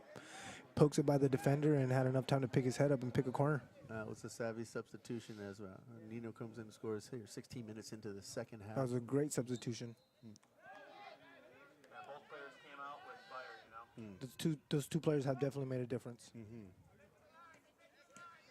I mean, there's also a statement that the coach is trying to make, You're going to score on me, we're going to make you pay, and they have. Here goes Paco. Gets the foul on that. Yeah, he had his hands up a little bit. It could have gone either way. It looks like he may have even stepped on that player a little bit, but no foul for stepping. We're all going to get stepped on if we put our Yeah. feet together. Yeah. But boy, doesn't that hurt. Yeah, oh yeah. Especially with this little wind, a little chill. Feet are numb, and then they just start to tingle. And And here we go again. If you look at the back, you got the 2 center backs directing their team in front, let them know that there's open guys, and they got to get back and cover. No 2-5 one, with a good head ball. Oh. forward doesn't even jump and challenge the ball, though. You got to Wow. at least give a little fight there. we were talking about communication. I feel like communication is a huge part of the game, but really there's a lot of players out there that are just communicating incorrectly. This forward was calling for the ball. He was by himself with 2 much bigger players. If he would have somehow gotten ahead on that ball, if the guy that was with him didn't pick it up, the guy that was behind him was going to get it. You got to know when to call for that ball and know when to keep your mouth shut and wait for somebody to bring it and open that space up. Again, that communication, like you said, is very important. If you're the one giving the ball, let them know what's going on. Man on your back, turn to your left, play it back to me. Even if you're the one not on the ball, you can give direction. Let him know what he can do. Sometimes you can open up his eyes. He sees one thing. He doesn't see the other 3 options he has. Let him know. Man to your left, man to your right. Hit a through ball. Help your team out. Yep, absolutely. And it doesn't help anybody out when you're calling for that ball without an option. Correct. Know what you're going to do as well, which all these players look like they know what they're doing with the ball before they get it. Good reverse field by Spartan. Look at the absolute wonderful positioning of the Spartan team. Wide to the right, number 2. Get an That was offside wonderful call on it. positioning on that Spartan team, and you could just see all of a sudden the And look at this Gorge guy. just Look at this guy. unfold. Look at this guy just running straight back, getting his position. He didn't win the ball, but he slowed the play down just by sprinting in front of the guy. It was Chuy Patino with that shot to the right. Oh, you hear the back line of Oh, Spartan. great maneuver right there. He gave it a heel, nutmegged his counterpart, made it right through. And he goes again with the ball. See what happens here. 2-1 with the nifty move. Well, that's what's going to happen, though. You can't expect not to get hit when he's dribbling through 3 defenders there. That's right. Yep, and that ref should have known a little bit better. It's 2 fouls in a row, but, like, again, he gets the ball. He's trying to just dribble past the team. He has 2 other options. He's got a whole bunch more options than 2, and he's only seeing 1. Sometimes it's frustrating. You feel like you got to win the game for everybody else. And as much as skilled as you may be, you have 10 more players on the field that could help you. All you're doing is just tiring yourself and making the rest of your team frustrated for not passing the ball. If you're tired, you can't do your job, and if you can't do your job, then you shouldn't be on the field. Correct. And here he goes again with the ball. See what he does. Again, dribbling past another defender, gets hit. What a frustrating thing this can be. What a frustrating thing this can be for the entire team, watching your one player go out there. You're as dedicated as he is. Yeah. You're out there all the time, and he should trust you more, but he's sitting there just trying to make it happen. This is the kind of player that can drive me absolutely up the wall. I think in this case, he really didn't have any options, and he did the right idea. But the 3 other plays that he did before that, I mean, trying to dribble through 3 defenders when he had 2 other options is just ridiculous. And here we go. This is how they got their first goal. It's off a set kick, but they don't have Kind of the same Jaime de la spot Rosa. on this side. Lefty this time. Oh, nice save by the keeper. What's that? Bounce off the turf really quick. Really sped up for him. Lucky that keeper's body was in the right position because his hands weren't. The ball across goal mouth. Miscommunication there. Nice play. Nice play. Both the keeper and the striker for Gorge FC are both down. Looks like he got kicked in the back of the head. He got a. Looks like they're calling a foul on the striker for Gorge FC, number 26, and that would be Jesus Elias Guerrero. Free kick for Spartans FC. Looks like everybody's okay. Shaking it off. Rub a little dirt on it, right? It's tough as a goalie to come out of that back area with power, and those strikers are definitely trying to get in your way. Those guys are definitely trying to stop you from getting to your objective. I'm sure he was a little stiff. He hasn't had much action back then. All of a sudden having to run out like that and create a 50-50 challenge. You guys, I'm sorry, the right back or the right midi for number 2 for the Gorge FC is really gimpy. I'm wondering if he needs to. Yeah, that right defender is. He's been working hard. I mean, he worked hard the first half, and now he's got another. Yeah. He's another trouble in his hands, which is Paco. And fresh legs. He's looking pretty ginger. He's running on tenderly on one of his knees. And it looks like that's his job to mark him. He's following him everywhere he goes. And, playing all first half the way he did and now getting fresh legs, it's going to be tough. That's the defender that I was saying. You got to watch out for that guy. He's a clean player. I haven't seen him put hands on people. He's a strong player. He doesn't always get the best touches on the ball, but he stops that ball from going where everybody else is trying to put it. Here we go, dribbling again. You got an option there. Gets by. 1-2 in the middle. Nice. Oh, come on. No, this to me, I feel the ref is just getting a little bit ridiculous in the second half. Yeah. That's the same area right there. It's a problematic area for the movement of the ball. Every single player is in that area when they're trying to come across laterally, and they keep physically pushing him off the ball, and he doesn't see that as a good thing. Oh, and there's number 2 again. Yeah. That defenders you were calling. He's got cramps. Yeah. Oh man, that's no fun. He most likely has some sort of thing in his knee that he's dealing with. Oh, he's got cramps, man. That's the way they're treating a cramp right there. Oh, that's brutal. That's his calf. I mean, like we were saying earlier, he was working super hard the first half. Clean, aggressive, strong, but definitely to the ball. And it looks like it's starting to show now, that hard work that he put in the first half, and then having to deal with Paco, very fast player. He's calling for sub. The ref's calling in for substitution. It's tough to know who is going to get more abuse, a defender or an offender, because obviously the defenders are in there trying to really put their legs in there and stop those sure-footed offense from doing their job. But man, those sure-footed offense, when they lose the ball, they get hungry. Those are those games where, in this case, you have the defenders getting beat up, and then you have the forwards getting beat up on the same team, just because it's just Spartans are just dominating this game in every way. 50-50 balls. First and second defenders are winning balls, and they're challenging every opportunity they get. The physical aspect of the game is definitely stronger with the Spartans. Absolutely. Well, we've got another free kick, kind of dangerous areas, maybe 35 yards out. 35 yards out. The keeper looks a little nervous on this one. He's right on his toes. He looks like he might expecting a shot out of him. Maybe so. 21's taking the free kick for Gorge FC. Puts the ball across the middle. And we did get that number 2 switched out. He is off on the bench now. He did go out. Okay, who do we get in from? And We this- got number 2-2. 22 here in the Okay. corner. and So- thi- Great shot. Way to get that off. And this could be rough too, coming in as a defender when the players have been going at it. That was the wrong decision. Here we go again, dribbling. But like I was saying again, number 22 coming in for number 2. The way the game's been going, it's rough coming into a game like that where everyone's been playing, 60 minutes into the game, and you're coming in there with Trying to cold catch the feet. pace. Correct. That's right. Well, we had Saul Gomez go out and being replaced by Jorge Escobar, number 22, in And, for 2. We'll see if Spartans pick up on that. Pick on him a little bit. He's a little cold, and try to take advantage of that. And it looks like during that time that they made that switch, Paco also switched the field for the Spartans. That's No, right. he did. He is over on that other side of the field, trying to take advantage of the fresh legs still with the players that have been out there for those 60 minutes. Yeah, so now we have Paco on the right, Nino Ayala on the left, and then number 2, This is Chuy, right? Patino?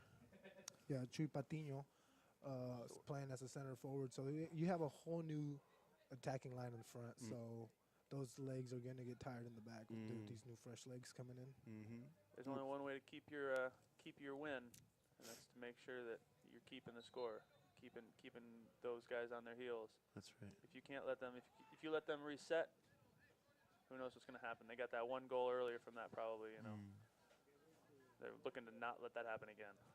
Nice play by number 27 for Spartans FC. We've got Really a throw strong in here for defense. Gorge. Really strong defense. They make it tough to advance, don't they, guys? I would do. not want to go against this defensive line. They're playing well, very high line of pressure. There you go. There's a second pressure that I said. So the first guy got beat, but then you had the second defender right there just to make that cover. It's kind of like the Matrix, where there's a whole bunch of that one dude over and over again. Yeah, they're all over the place. Mr. Smith. Every Mr. single Smith. player is a Mr. Smith. Yeah, exactly. They all have the same mentality, which is win the ball and don't give up. They're just chasing every ball they can. There he goes again. Boy, tough going. The other thing about this Spartan defense is Oh, I nice really play. love how clean Oh, that they're good. playing. Number 9 pushing Good it. ball. Oh, we got a little hands on him there, and letting him play. Great strong defense by number 20 from the Spartans. Good non-call by the ref there, I think. Let's see. We got a throw in here for Gorge FC. Of course, you've got that option as a Oh, defender. number 19 in the box with the ball. Taken back smartly by the Spartans back line. Number 21 with the ball, heading towards the goal. Goes for a cross corner kick. Great, strong physical play. Another good no call there in the box. And again, that's number 9, Noé Magaña, and I believe he is the youngest one on the Gorge team. That was the guy we were talking to who was 15, yeah. right, beforehand. Born 1999, guys. Good golly. In which month? May. May. Well, okay, so he's almost 15. Almost 15. Jesus. Oh, man. I could be his grandfather. Oh, that was a mistake. You got to get that ball out. So you got a 15 or a 14-year-old out here playing with these men out here, and he seemed to held up well. Yeah, you're not kidding. Coming in against some of these defenders, they're big boys, and he is just a little whip of a thing trying to squeeze past them because it's like trying to fit through a wall. What a great experience for him, though, as a young guy, young player, being able to go against these well-coached, well-experienced, very disciplined, really good soccer players. Man, this is You have there's a big controversy, I would say, about that, though. I mean, you have parents or coaches and even players saying, that they don't agree with, a young kid like that coming out here because all it takes is it doesn't have to be a dirty tackle, but a hard tackle, and him being so tender. Here he goes again, chasing the ball all the way back, and again, he puts in the effort, and he was in the right spot, but just young and not strong enough, and gets knocked off the ball very easily. danger in the box here for Gorg. Nice shot on goal by number 12 for Spartan. That was a great volley. Awesome. But like I was saying, all it takes is it's a hard tackle by one of these experienced players to get him hurt or injured, and that could be the end of his career really young. Yeah, and with these surfaces nowadays, as consistent as the surface is, as nice as that surface seems, it is unyielding. When you get the cleats in and you get a rotation going, your ACL, your MCL, your meniscus, whatever it is, it's going to tear if those cleats don't come up. Correct. And then it's Number 21's loose in the box. There's that ball skipping around. Great keeper work there. and again, like you were saying, the difference between playing on turf and playing on grass is if you get a tackle, you can expect that grass to rip underneath you, and that foot comes off. And here on this turf, if your foot's solid on the ground and you get hit, that foot's not going to move, but your bones are definitely will. Yep, I mean, that's the number one thing I feel with turf, that the biggest disadvantage is those cleats set in and you're locked in.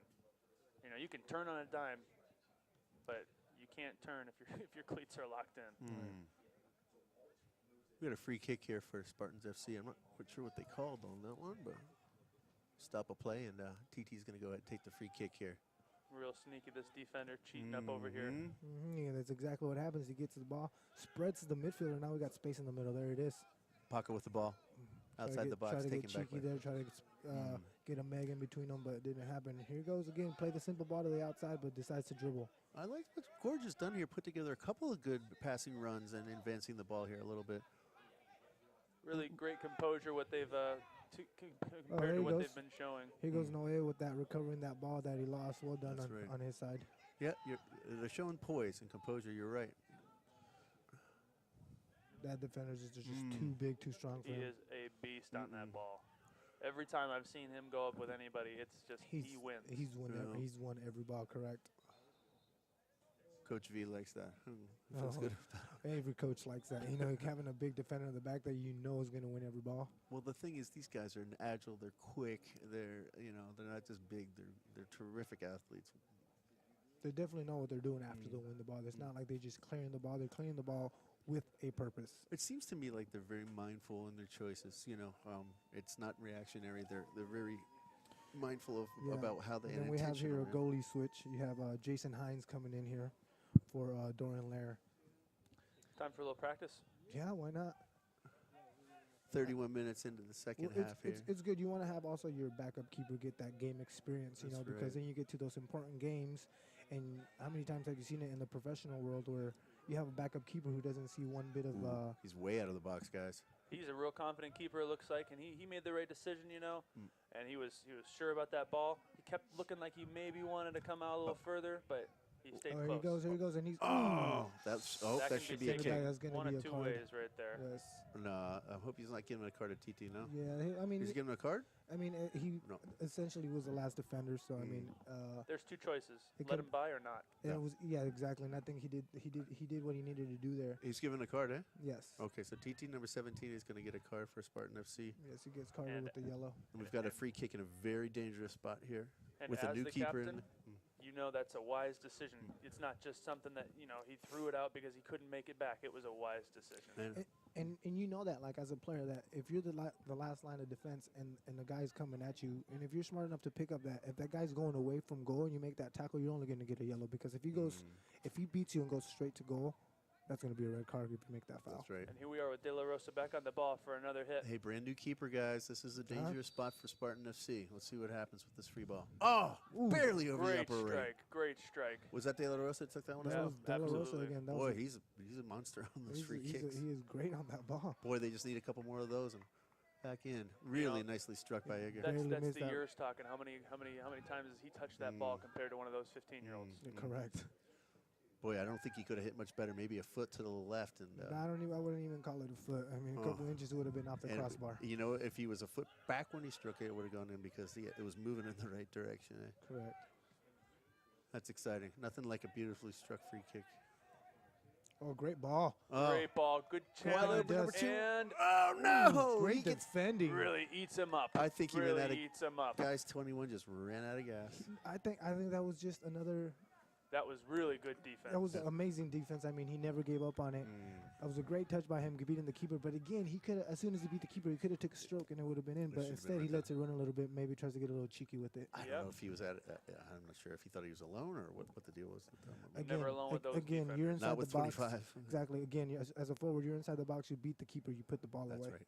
You don't wait for it to run across your body. Yep. We saw that earlier. He didn't barely get a touch on it. He just let it roll right off his foot. Corner kick here for Gorge FC. Nicely struck. Nice work, keep. Nice work, keep. Well struck by number 8.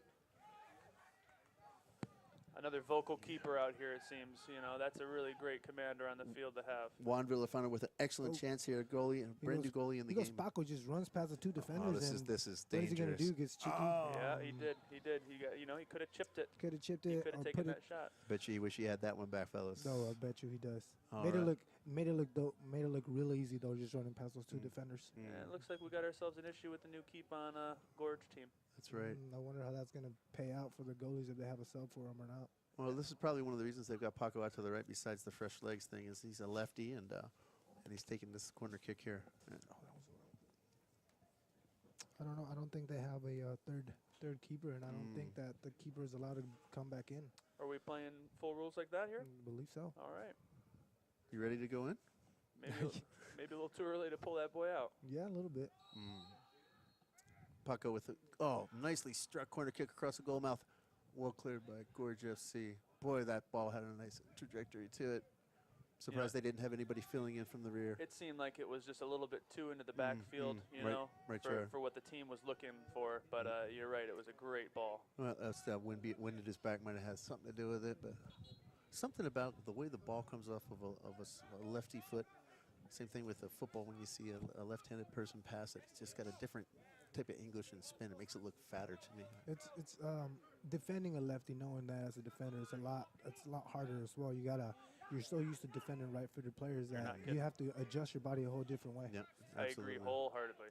Same thing with boxing. Yes, you have your southpaw. Southpaws, yeah. We got it. Number 9, nicely stopped by Gorge FC. We got a late call here by the ref. A red card? Calls a tackle. No, just a late call. Oh, late call. I'm sorry. So we got just under 10 minutes in the time left. We don't know how much extra time we're going to get for this second half, but there's been a couple of injuries, a couple of laying around. We'll see what happens. You know, it could be upwards of 3.5 minutes, 4 minutes. Maybe just because of the subs, because within the game you really don't need to add any more time. But maybe for the subs he'll add some time. Yeah. Here we go, Titi on the ball. Number 20's going out here. I've seen Titi take some shots out of here, out of the back. He's got a cannon on him, so we'll see what he does. 20 out for Gorge FC, and Price coming in. You know, TT's really carrying a lot of weight there. You know, he put that behind the ball, and it's going to take off like a rocket. And there he goes. He tried to do that. Put it through low. Just miskicks it, but yeah, he was going for it. So we had Settlin go out, and for Gorge FC. Pierce. Nussbaum came in, number 11. And look at him trying to push that Look how well Paco, striker out of there. look how well Paco defends the ball, and here goes with the quick play. Lefty shot wide. Very, very, very smart forward. You know, he shields the ball well, and if he's not creating anything, he's gonna make it. So you gotta foul him.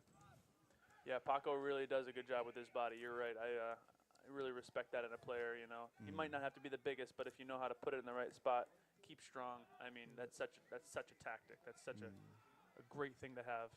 I think here the best thing for Spartans to do is just to slow the game down. You know, Gorge looks a little tired out there, so they start moving the ball around them. I'm sure they can create more opportunities.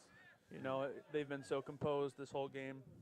If they did slow it down just a step, they'd be able to keep that ball every single time. They would be able to just keep it with the defense in the midfield, keep it coming back to the defense. Exactly. It's easy to want to kick the ball up high because you got fresh legs, but at the same time, you got to understand you're up 4-1, keep the ball, and those opportunities will just make up themselves. Yeah, as we've been saying about mental game, you know, if you get in their head by keeping that ball and them not touching it, that's frustrating. Yes, and they'll start breaking out defensively and then start leaving some gaps in the middle. Because everybody wants to get that ball forward, especially when you're losing. So, you know, what is it better to do? Ooh, he gets a late hit here, but the ref lets it run. You think that's an advantage? He calls an advantage on it and calls him back, and I think he's just gonna get the corner kick, kick, and another just card card in there. somebody, and that's gonna be his second yellow, and he's out for the game. Second yellow on which one? On who? On number 15. On number 15. That's the second one he's done, huh? You know, that's that mental strength. Raul Marquez, yes, he's out for the. That's that mental strength. You break down far enough, you frustrate the other team far enough, and eventually you're going to get rewarded Did for they it. send him off? Yep, there he he's goes. on his way. He's off, so now we gotta wait till he gets off the field, and it's just gonna burn the clock. That's all he's doing if he takes his time. He's just letting his players take a break, Well, take a little bit of a breather, killing a little clock. just before he makes them run twice as hard. Yes.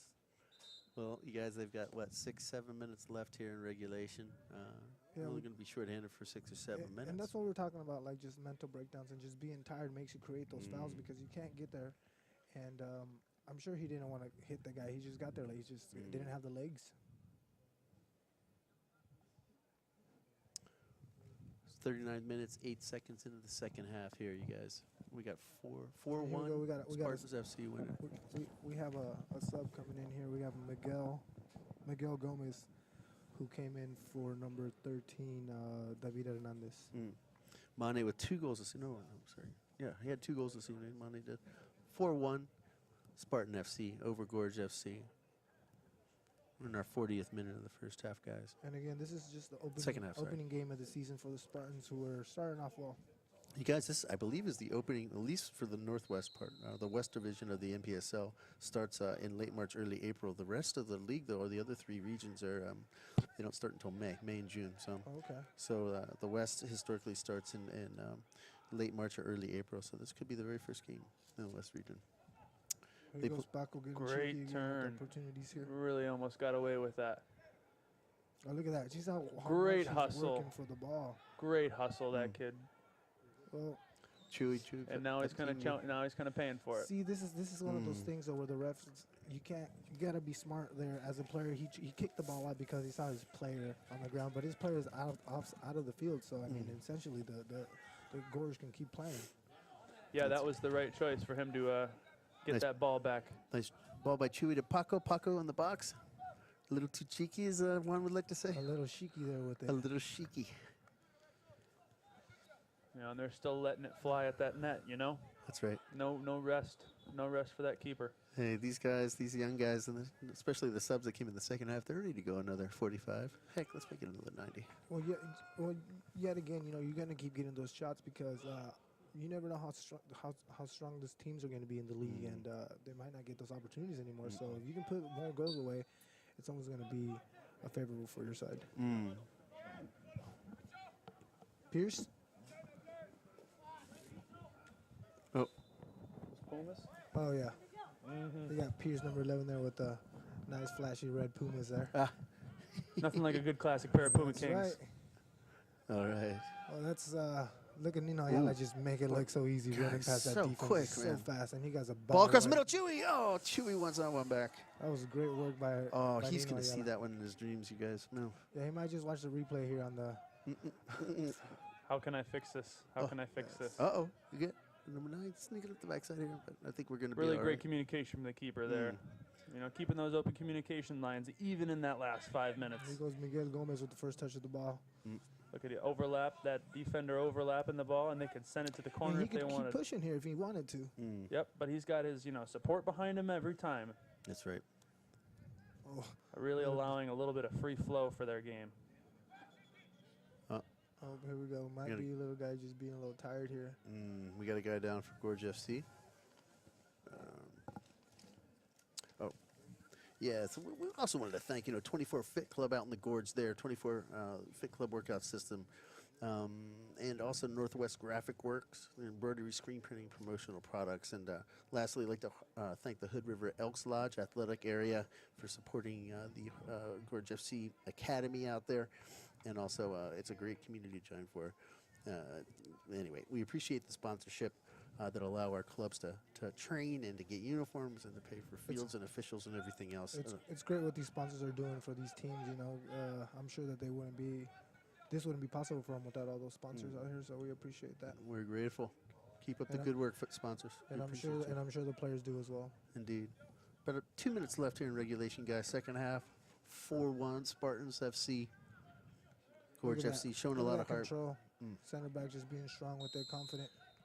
I'm going to be confident in saying, it's going to be a Spartan victory today. I'm going to be fairly confident in saying that. You feel good about that, Tim? I'm going to ask you now, what do you feel like the biggest victory for that Spartan team was today? What was their biggest ally? I think the biggest victory is just starting off in the right foot, opening up the season with the win. And just the way they did, putting in a statement. I mean, next time they play this team, it's going to be in the back of their heads. And, nice give and go from Paco. Sorry, guys. Didn't mean to interrupt. It's going to be in their head. So I think the victory overall is just getting the win and starting off right. Guys, I'm impressed with their communication, their poise, their spread the field. The passing's been phenomenal.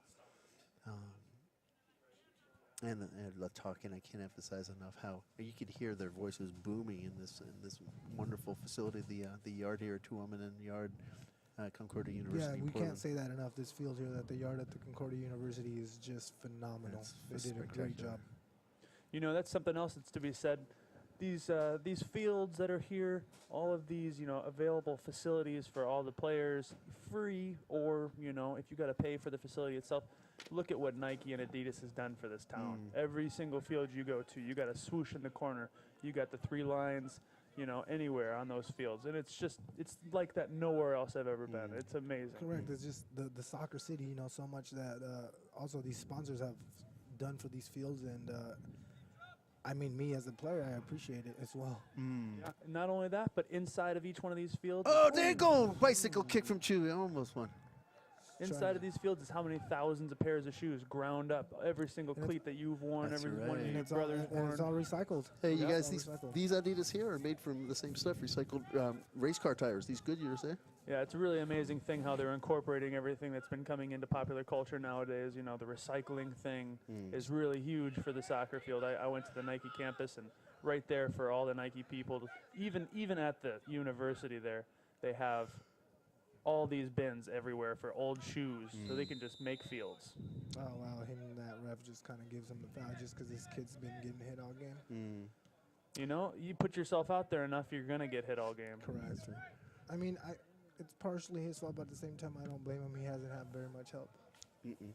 No, he's been hustling the whole time. You're absolutely right. And when he ran out of juice in there for number 25 playing defense on him, you know, sometimes that's all you got. But if you're giving it all, your team should be responding in like mind. Now here he goes the one-on-one. An extra time, Paco with the ball. Paco on the box. Turning the defender. Run off the ball nicely. Oh, crossed. Oh, really, Loose ball really inside the box.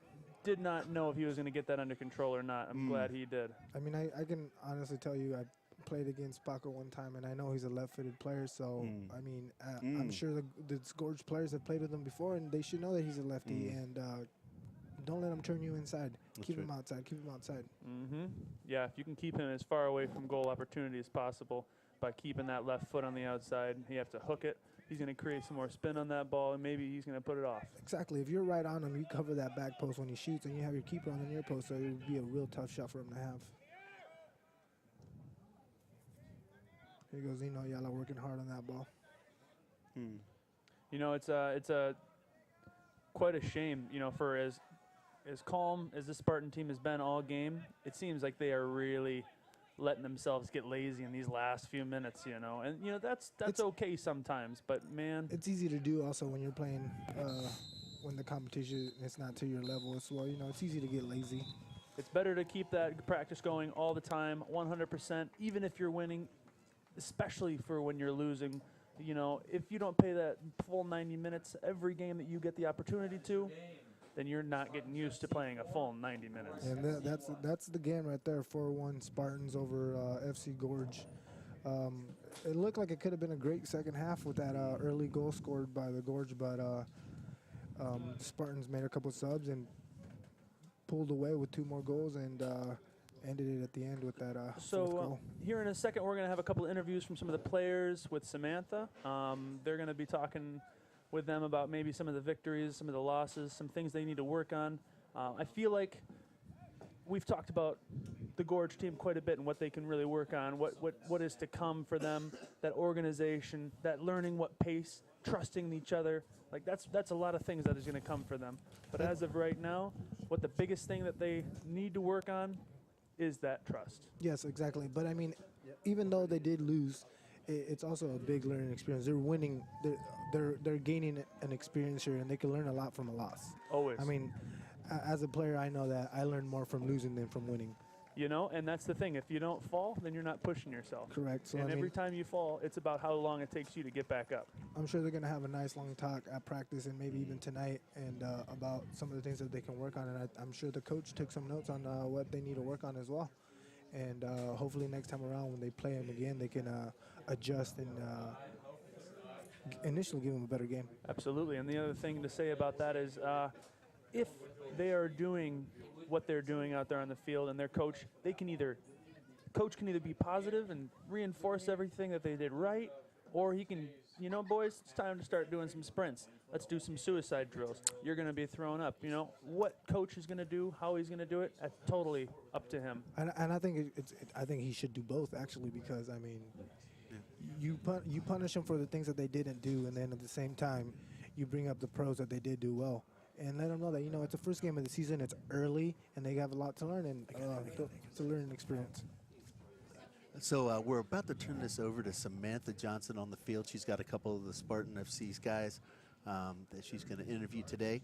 I'm wondering, producer PJ Miller's out there with Samantha, and I think she's just about ready to Yeah, to they're go going to ahead. have Nino Ayala there, and then that big center back that we were talking about all game, Cameron LaFleur.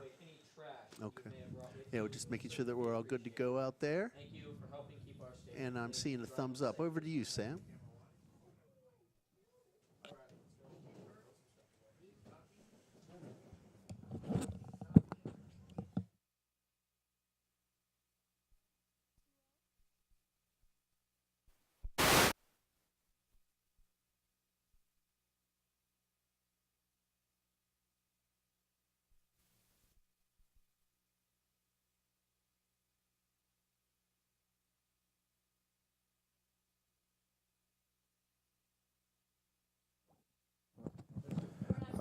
It looks like they're not getting any audio here on the. Oh, I see.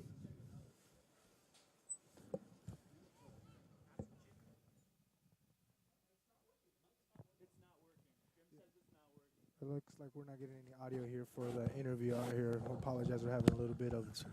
Well, we got a couple more minutes of us, Juan. Tim?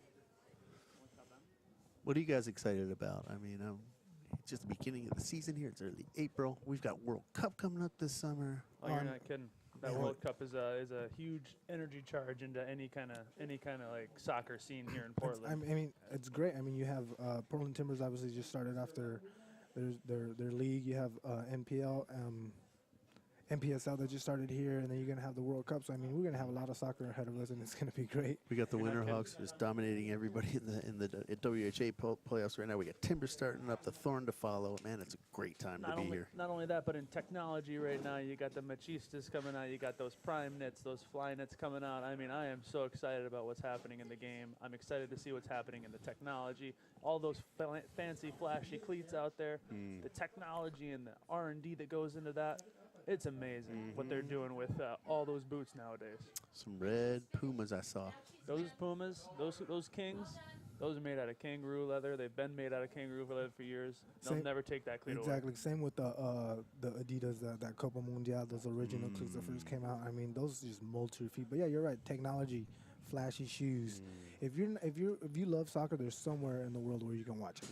No excuses. There's so many different ways. You can watch it on your phone. You can watch it on the internet. You can watch it on cable. If you don't have it, your friend has it. So I mean, figure out a way to watch this game, guys. Take a walk. Get over there to 442. Go see what's what out there in the soccer world, because it's up and coming big time up here in Well, I think it's America. last call, guys. You know, we don't have to go home, but I don't think we can stay here for Juan Manzanares and Tim Gillespie. I'm Bruce Cracky on behalf of Portland Sports Beat. Thank you for spending the evening with us. Guys, have any final thoughts on the match tonight or anything else in particular? I think the best team won. It was a great game. I'm excited to see what else comes through this league. Awesome. Thank you, gentlemen, again. I appreciate you hanging with us. And good night, everybody. We'll see you next time. Portland Sports Beat, NPSL Soccer. Thanks. Good night.